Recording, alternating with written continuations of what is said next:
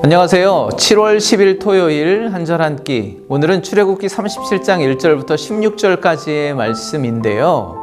언약궤와 진설병상을 만드는 내용입니다.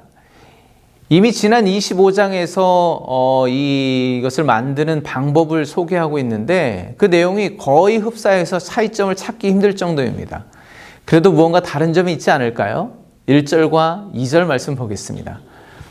브살렐이 조각목으로 궤를 만들었으니 길이가 2규빗반, 너비가 1규빗반, 높이가 1규빗반이며 순금으로 안팎을 싸고 위쪽 가장자리로 돌아가며 금태를 만들었으며. 지난 25장에 없는 한 가지 사실을 발견했죠. 그것은 이 모든 것을 직접 만들고 관리 감독한 사람이 브살렐이라는 사실입니다. 하나님은 25장에서 성막을 어떻게 만들 것인지 그 계획을 다 정해 놓으시고 지침을 주십니다. 그 말씀대로 성막을 세우기 위해서 이스라엘 백성들은 자기의 소유를 구별하여 하나님께 예물을 자원하여 드렸습니다. 그리고 제작할 일꾼도 직접 지명하여 부르시고 세우셨습니다. 이제 어제 말씀드린 것처럼 하나님께서 말씀하신 대로 그대로 성막이 지어지면 되는 것입니다. 그러면 여러분, 여기서 우리가 두 가지 선택을 할 수가 있습니다. 하나는 하나님의 말씀에 순종하여 쓰임받고 하나님의 말씀이 실제로 성취되고 역사되는 그 현장 가운데 우리가 참여하여 그 역사의 주역이 될 것인지, 아니면 그런 일이 있었다더라, 아니면 그것마저도 알지 못한 채 지나쳐 버릴 것인지, 두 가지의 선택입니다. 여러분은 어떤 선택을 하시겠습니까?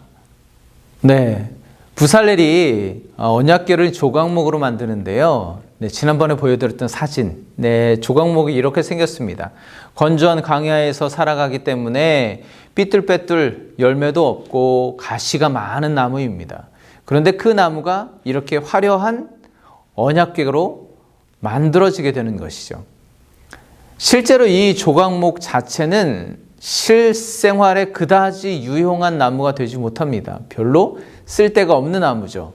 그런 나무가 하나님이 친히 임재하시고 영광이 드러나는 언약궤가 되었다는 것인데요. 지난번에 이미 한번 나눈 적이 있기 때문에 그때 나누지 못했던 내용을 중심으로 잠깐 은혜를 나누고자 합니다. 먼저 여러분께 질문 드리겠습니다. 이 나무의 이름이 왜 조각목이 되었을까요? 영어 성경에는 아카시아라고 표현하고 있고 구약 성경 원어에는 시띠나무라고 표현하고 있습니다. 그런데 여러분 아셨나요? 이 조각목이라는 이름은 우리 한글 성경에만 있습니다. 왜 이렇게 되었을까요? 어떤 분들은 그 이름 그대로 한 조각 한 조각 이어 붙여서 썼기 때문에 조각목이다라고 말씀하세요. 실제로 오늘 이제 법궤의 그 사이즈, 규격을 말씀해 주시는데 조각목 하나로 그런 원목이 나오지 않죠. 그래서 조각목을 여러 개 이어 붙여야 그만한 규격, 그 목판을 하나 만들 수 있는 겁니다. 그러니까 요즘 우리가 많이 쓰는 용어로는 집성목 같은 개념이라고 할 수가 있겠습니다. 꽤 그럴듯한 말이긴 하지만 정답은 아닙니다. 사실 이 조각목이라는 이름은 실제로는 존재하지 않습니다. 아무리 찾아봐도 우리나라에 조각목이라는 나무는 존재하지 않습니다. 중국이 원산지인 조각자 나무라는 나무가 있는데 성경에 씨띠나무와 가장 비슷하게 생긴 나무라고 합니다. 그래서 중국어 성경에는 조각자 나무라고 썼는데 그걸 처음에 한글 성경으로 번역하면서 조각목이라고 표현하게 된 것이죠. 여러분들이 상식적으로 알아두시면 참 좋겠어서 소개해드렸습니다.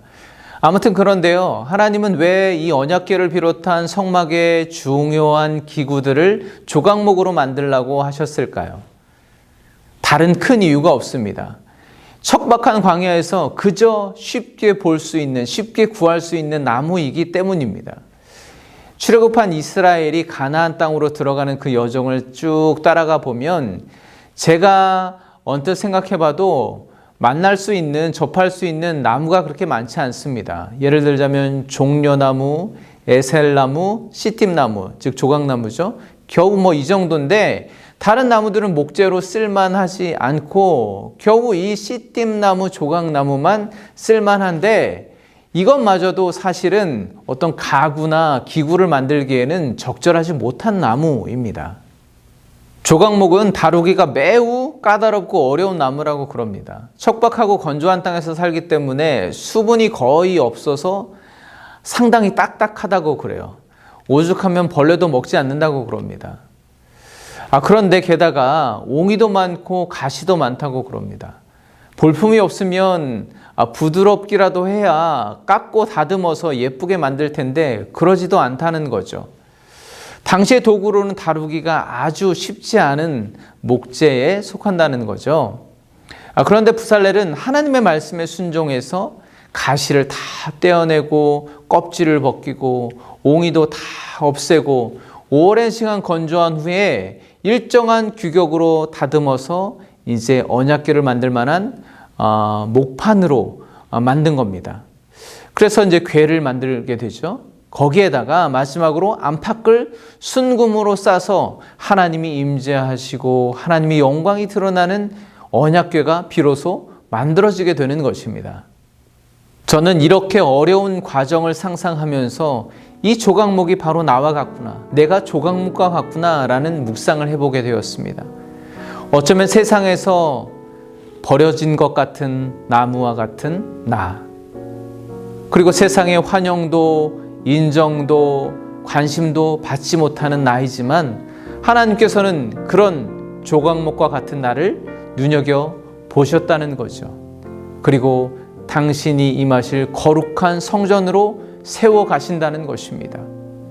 그러기 위해서 나의 휘어지고 비뚤어진 마음을 곧게 하시고 이리저리 반항하며 찔러대는 가시도 다 뽑아내시고 이전의 모습은, 옛사람의 모습은 다 사라지고 비로소 성전으로 쓰여질 만한 그런 목재로 만들어 가신다는 겁니다. 그렇게 다듬어 가시는 거죠. 하나님은 그렇게 내가 쓰임 받을 만한 목재가 되기까지 끝까지 인내하시며 말씀으로 다듬고 또 다듬어 주셨습니다. 그뿐만이 아니죠. 하나님은 예수 그리스도의 정결한 은혜로 나를 온전히 감싸 주셨습니다.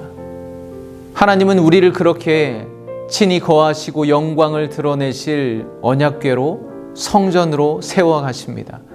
오늘 말씀을 통해 또 조각목을 통해 우리의 삶을 한번 돌아보았으면 좋겠습니다. 나는 아직도 거친 광야에 홀로 서서 살아남기 위해서 마음을 구부러뜨리고 삶의 온통 가시를 드러내며 서 있지 않습니까? 하지만 이제 그런 조각목이 하나님의 말씀에 온전히 순종하였던 부살렐의 손에 맡겨질 때 언약궤로 변하게 된 것처럼 오늘 우리의 삶을 하나님의 손에 의지하고 하나님의 말씀에 온전히 맡겨드릴 때 우리는 하나님이 임재하실 거룩한 언약궤로, 거룩한 성전으로 세워질 것입니다. 오늘 여러분의 삶의 환경이 어떻습니까? 여러분의 모습이 어떻습니까? 그럼에도 불구하고 여러분을 눈여겨보시고 사용하길 원하시는 하나님께 여러분의 삶을 맡겨보시기 바랍니다. 하나님은 오늘도 여러분과 함께 하십니다. 평안하시고 다음 월요일에 뵙겠습니다. 감사합니다.